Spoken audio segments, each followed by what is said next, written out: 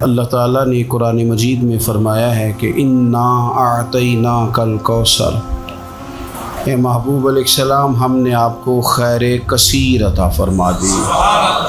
فصلی لربک وانحر، پس آپ اپنے رب کے لیے نماز پڑھیں اور قربانی کریں۔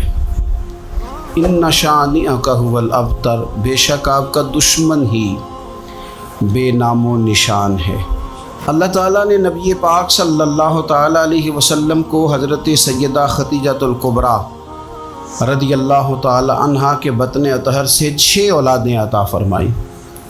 پیارے حبیب صلی اللہ تعالیٰ علیہ وسلم کی 4 بیٹیاں تھیں حضرت خدیجہ سے، اور 2 بیٹے تھے۔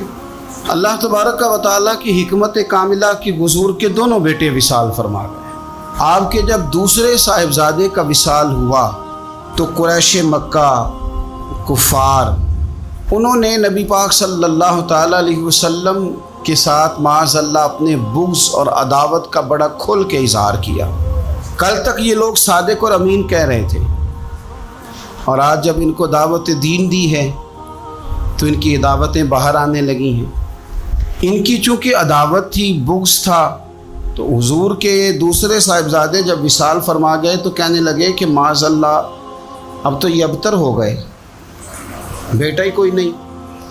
جب تک یہ ظاہری طور پر موجود ہیں بات بنے گی، اور جب یہ چلے جائیں گے تو کون ہوگا ان کا مشن چلانے والا، کون ہوگا ان کا ذکر کرنے والا؟ بس معاذ اللہ خوشیاں منانے لگے، بغلے بجانے لگے۔ یہ کفار مکہ کا طریقہ ہے، قریش مکہ کا، مشرکین کا طریقہ ہے۔ مسلمان کا یہ طریقہ نہیں کہ وہ اپنے مخالف کو مصیبت میں دیکھ کے تو خوشی کا اظہار کرے، یہ مسلمان کا طریقہ نہیں۔ جس شخص کے ساتھ ہمارا کسی وجہ سے اختلاف رائے ہو جاتا ہے، وہ معاذ اللہ کسی مشکل میں گرفتار ہو جائے تو ہم بڑا اظہار مسرت کرتے، دیکھا نا اب جو ہو، میں تو پہلے ہی کہہ رہا تھا۔ وہ ہمیں تو ہمارے بزرگوں نے فرمایا ہے کہ دشمن مرے تے خوشی نہ کریے، کیوں سجنا بھی تے مر جانا ہے، اوڑکتے دن آیا محمد اور کڑی نو ڈوب جانا ہے۔ اپنا رویہ کبھی بھی اتنا سخت نہ کریں، لہجے میں اتنی تلخی نہ لائیں کہ سامنے والے پہ مصیبت آ رہی ہے، اور نبی پاک صلی اللہ علیہ وسلم نے فرمایا اگر تم کسی کی مصیبت کو دیکھ کے خوشی کا اظہار کرو گے نا، اسے اللہ نجات دے دے گا، تمہیں مصیبت میں مبتلا کر دے گا۔ کبھی بھی اظہار نہ کریں، کبھی بھی کسی بھی موقع پر کسی کو مشکل میں دیکھ کر اس طرح کا رویہ اختیار نہ کریں۔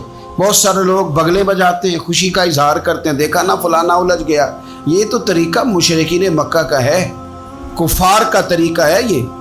حضور صلی اللہ علیہ وسلم کے صاحبزادے کا وصال ہو گیا تو کہنے لگے دیکھا نا، ہم نہ کہتے تھے اب کون ذکر کرے گا، اب کون نام لے گا؟ جب انہوں نے یہ لفظ کہے تو میرے اللہ نے قرآن مجید نازل فرمایا، اتنی حسین انداز میں، اتنی سونی صورت، فرمایا انا اعطیناک الکوثر، محبوب ہم نے آپ کو خیر کثیر عطا فرما دی ہے۔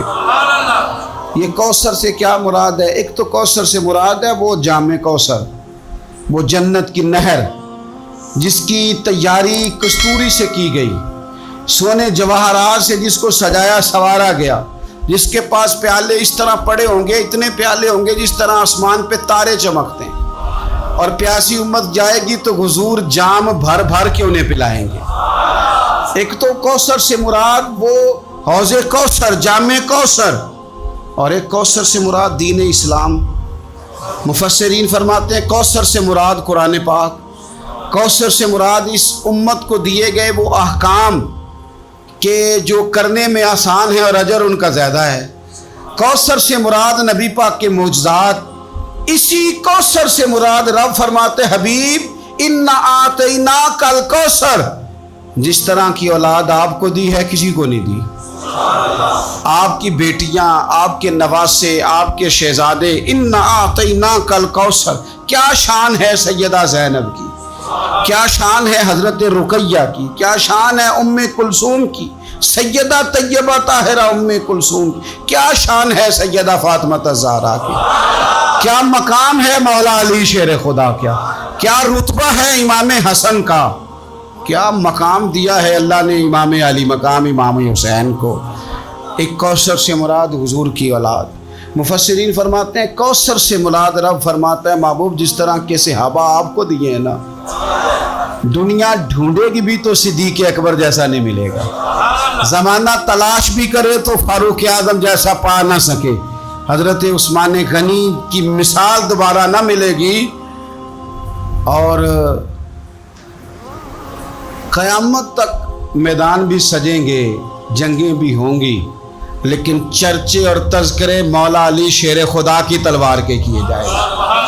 حضرت عبداللہ ابن عباس فرماتے ہیں کوثر کا معنی ہے حبیب آپ کو خیر کثیر عطا کر دی، اور کریں گے نہیں کر دی، کریں گے نہیں کر دی، دے دی محبوب خیر کثیر، آپ کو خیر کثیر دے دی۔ اب آپ پتہ کیا کریں، فصلی لربک، آپ اپنے رب کے لیے نماز پڑھیں۔ اس کا شکرانہ یہ ہے کہ آپ نماز پڑھیں، ونحر اور قربانی کریں، اللہ نے خیر کثیر دے دی، اب شکرانے میں نماز پڑھیں اور قربانی کریں۔ ان شانیک هو الابتر، آپ کا دشمن جڑ کٹا ہے۔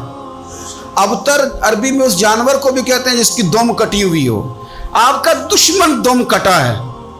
ابو جہل کی اولاد مری تو نہیں تھی ساری، بلکہ ابو جہل کی اولاد میں تو حضرت اکرمہ رضی اللہ تعالیٰ عنہ اس کے بیٹے تھے، انہوں نے تو کلمہ پڑھ لیا تھا، حضور کے غلام ہو گئے تھے، پر کبھی کسی نے کہا ہے میں ابو جہل کی اولاد ہوں۔ یزید کی کوئی ساری اولاد مر تو نہیں گئی تھی، کبھی کسی نے کہا ہے میں اس کی اولاد میں سے ہوں۔ دشمنوں کی جڑ کٹتی ہے، دشمنوں کی۔ انہوں نے تو کہا تھا کہ ان کی اولاد کوئی نہیں، ان کا ذکر کیسے ہوگا؟ دنیا کے کسی کونے میں بھی چلے جاؤ، ہر جگہ تمہیں سید ملیں گے، سادات ملیں، اور جہاں تک ذکر کی بات ہے وَرَفَعْنَا لَكَ ذِكْرًا، اللہ فرماتے ہیں حبیب ہم نے آپ کی خاطر آپ کے ذکر کو بلندیاں عطا فرما دی، ہر گھر گلی، ہر نگر، ہر کونے رسول پاک کا تذکرہ ہو رہا ہے۔ کرنا کیا ہے، فَصَلِّ لِرَبِّكَ وَانْحَرْ، آپ نماز پڑھیں اور قربانی کریں۔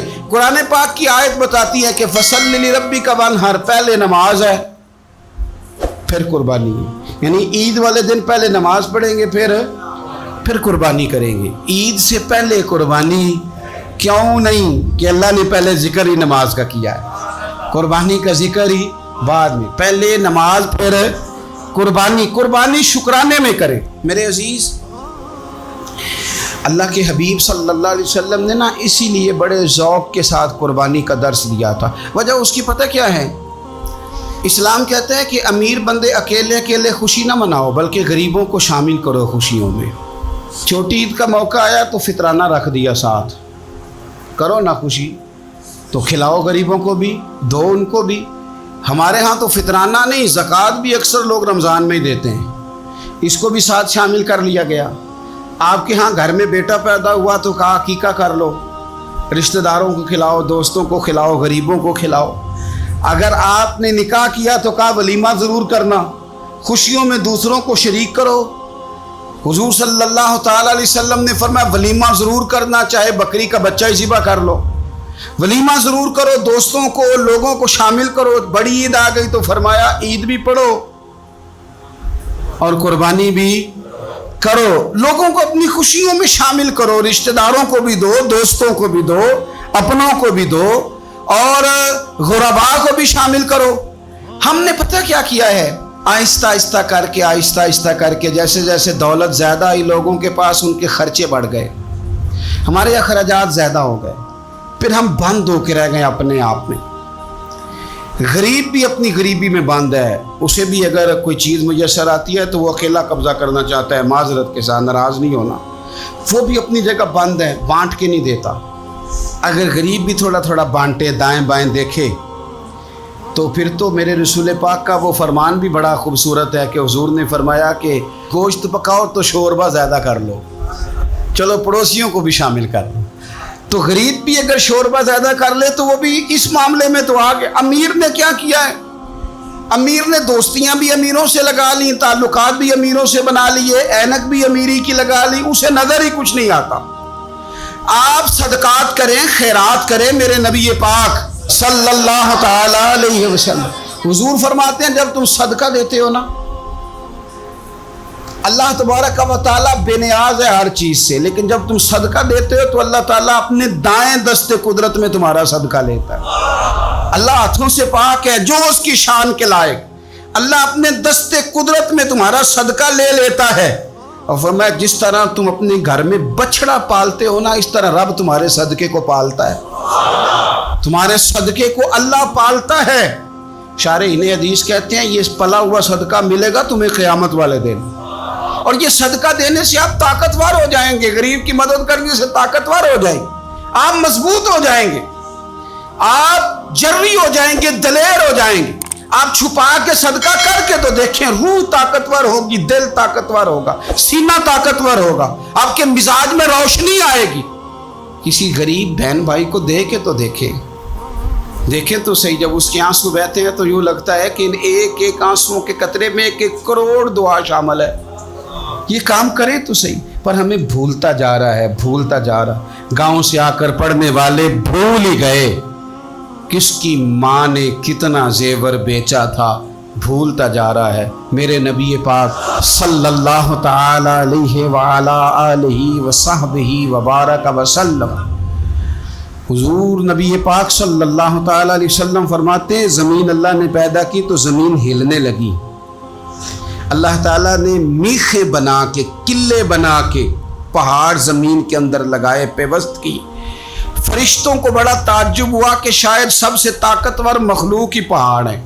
اللہ نے لوہا پیدا کر دیا، پہاڑوں کو گویا کاٹ کے رکھ دیا۔ فرشتے سمجھنے لگے سب سے زیادہ طاقتور ہی لوہا ہے۔ اللہ نے آگ پیدا کر دی، لوہا بھی پگھلا دیا۔ فرشتے سمجھنے لگے شاید سب سے زیادہ طاقتور آگ ہے، رب نے پانی پیدا کر دیا، آگ بھی بجھا کے رکھ دی۔ فرشتے سمجھنے لگے سب سے طاقتور شاید یہ پانی ہے، رب کریم نے ہوا دکھائی، ہوا نے پانی کا رخ بدل دیا۔ فرشتے بار بار تعجب کر رہے تھے تو رب کریم نے فرمایا کتنا کچھ سوچو گے، میں تمہیں بتا ہی نہ دوں سب سے زیادہ طاقتور کون ہے؟ یا اللہ بتایا جائے تو فرشتوں کو میرے رب کریم نے فرمایا ان ساری چیزوں سے زیادہ طاقتور تو میرا وہ بندہ ہے جو سیدھے ہاتھ سے صدقہ دیتا ہے اور دوسرے کو پتہ بھی نہیں چلنے دیتا۔ وہ بڑا طاقتور ہے، وہ بڑا مضبوط آدمی ہے۔ وہ عید کی نماز پڑھنے جب نکلو نا، پلٹ کے ذرا لوگوں کے کپڑے ایک دفعہ دیکھ ہی لینا۔ جب عید والے دن صبح آپ نکلا کریں تو ذرا دیکھ ہی لیا کریں کس کس کا رنگ کیا ہے، آپ تھوڑا غور ہی کر لیا کریں۔ لیکن ہم نا اپنی ذاتوں میں اتنے مست اور محو ہو جاتے، خدا مجھے ایسی خدائی نہ دے کہ اپنے سوا کچھ دکھائی نہ دے۔ تھوڑا سا نیچے اتریں، تھوڑا سا لوگوں کا خیال کریں، تھوڑا سا آپ دیکھیں اسی وطن کے اندر کچھ لوگ ایسے ہیں جن کی غریبی انہیں پریشان کرتی ہے اور ان کی خودداری انہیں آمادہ کرتی ہے، وہ کشکول طلب بھی نہیں پھیلاتے۔ آپ خود سے تلاش کریں، آپ خود سے ڈھونڈیں، آپ مدد کا ذہن بنائیں، آپ دینے کا ارادہ کریں۔ دیکھیں میرا رب بڑا ہی کریم ہے۔ اور میرے نبی پاک علیہ الصلوۃ والسلام نے فرمایا یہ جو سخاوت ہے نا، اس کی جڑیں جنت میں ہیں۔ اس نے سخاوت تھام لی، گویا اس نے تھام لیا وہ درخت جس کی جڑیں جنت میں، اور یہ جو کنجوسی اور بخیلی ہے نا، بخیلی، اس کی جڑیں جہنم میں۔ اس نے اس کو تھام لیا، اس نے دوزخ کو تھام لیا۔ میرے رسول پاک صلی اللہ تعالیٰ علیہ وسلم نا کھانا کھلانے میں بڑے راضی ہوتے تھے اور حضور ترغیب دیتے تھے کھانا کھلانے کی۔ اگر یہ فکر جو حضور نے بیان کی یہ فکر ہمارے مزاج کا حصہ بنے تو دیکھیں کس طرح بات آگے بڑھتی ہے۔ اصحاب صفہ بیٹھے انہوں نے کھانا کھانا ہے تو نبی پاک صلی اللہ تعالی علیہ وسلم فرمانے لگے جس کے پاس 2 لوگوں کا کھانا ہے نا وہ 3 کو ساتھ لے جائے، اور جس کے پاس 3 کا کھانا ہے وہ 4 کو ساتھ لے جائے، جس کے پاس 4 کا کھانا ہے وہ 6 کو ساتھ لے جائے۔ فرمایا 2 کا کھانا ہے تو 3 کو وہ پورا آئے گا۔ ہمارے ہاں اگر اعداد و شمار اکٹھے کیے جائیں نا تو ہمارے ہاں جتنا کھانا ضائع ہوتا ہے شادی پہ، بیاہ پہ، ولیمے پہ، عقیقے پہ، دعوت پہ، وہ ضائع ہونے والا کھانا اگر جمع کر دیا جائے تو کتنے غریب لوگ ہیں جن بیچاروں کو ہم اچھے کھانے میں شریک کر سکتے ہیں۔ اور وہ بہترین غذا استعمال کر سکتے ہیں۔ کیوں کہ فرمایا 2 کا 3 کھا لو، 3 کا 4 کھا لو، 4 کا 6 لوگ کھا سکتے ہیں۔ اس سوچ کو جو سوچ رسول پاک نے عطا فرمائی، تو آپ دیکھ سکتے ہیں کتنے سارے لوگوں کو کھانا میسر آتا ہے۔ ہم نے اب کیا کیا ہے، ہم نے دعوتیں بنائی ہیں تو امیروں کی، تحفے دینے ہیں تو دعوتیں بھی امیروں کی ہیں، اور ہمارا اٹھنا بیٹھنا بھی۔ تو ہر چیز میں ہم نے لیول بدل لیا ہے۔ میں بار بار گزارش کرتا ہوں کہ واپس لوٹیں، آپ ان جگہوں پہ آئیں جو جگہ ہماری اصل ہے، جو ہمارا بنیادی کام ہے۔ میرے نبی پاک صلی اللہ علیہ وسلم نے فرمایا وہ دعوت ملعون ہے، لعنتی ہے، جس میں امیروں کو بلایا جائے اور غریبوں کو نہ بلایا جائے۔ آپ نے جھڑکی کوئی نہیں دینی، جب کوئی دروازے پہ گوشت لینے آ جائے، کھانا لینے آ جائے، کسی موقع پر کچھ لینے آ جائے تو جھڑکنا نہیں، آپ کا لہجہ ٹھیک ہو۔ کپڑوں کی دعوت نہ کریں، آپ گاڑیوں کی دعوت نہ کریں، انسانوں سے پیار کریں، اللہ کے بندوں سے محبت کریں۔ آپ دیکھیں کہ غرباء کے ساتھ جب آپ کا رویہ ٹھیک ہو جائے گا تو اللہ تعالیٰ آپ کو بڑے بڑے نصیبوں سے، بڑے بڑے رنگوں سے اللہ تعالیٰ آپ کو نوازے گا۔